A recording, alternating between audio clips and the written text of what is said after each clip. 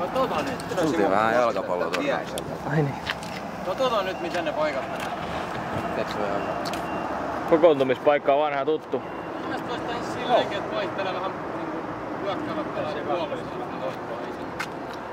ABC. Mun pitäis sanoa sun. Tästä ihan kun puuttuis pari kaveria, on jotain viime hetken loukkaantumisia vai? Kelle nyt oli vähän? Se on unistressi. Unistressi. No. On iskenyt poikiin. Ei päässyt 10. Ensimmäisen ottelun ekalla puolella olisikin semmonen sais se. Semmonen stressi. Maistuks pieni sumpukleeri? Joo. Musta tuntuu, että mulla on vähän puolen litran kahvin jälkeen. Kiitti ei. Onko se hyvä hopesvä? Siis ihan on. Kovin paukuteltiin henkseleen, kun otettiin iso kaffe ja sit... Mäkin voin ottaa jos se sumaista. Ei. Pitäisikö lähteä? Kohti Loimat. Mikä on? Tossa olit kaikilla ainakin 4 ottelua. Niin.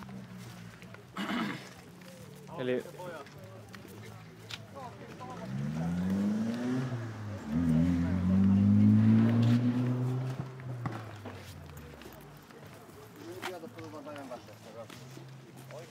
Ja joku vielä. Ja meillä on semmonen periaate, että jos sä et tarpeeksi katsoja, niin meitä lama.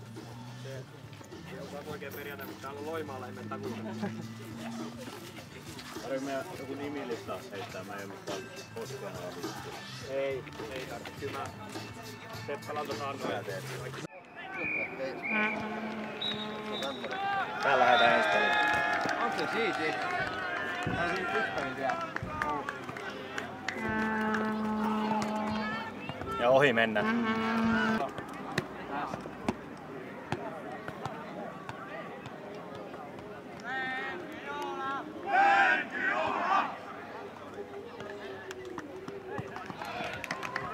Mikä juhla? Oli kyseessä. Onko se Sausage-festi sit? Ei, ne huusi. Lenkkijuhla. Lenkki, joo, semmonen se oli.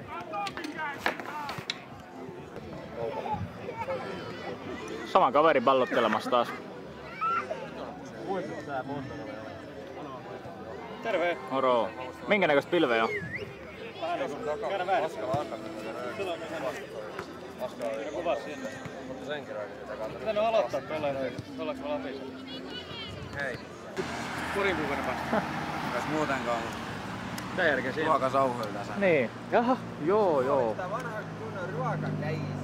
Siellä on oltu. Se menee Mites siihen pelit? Stomino-meininkiin. Tunteja on vierinyt ja paljon ollut matseja tässä välissä. No onhan meillä tässä ollut jo 2 peliä. Aha, koska lähdettiin liikenteeseen.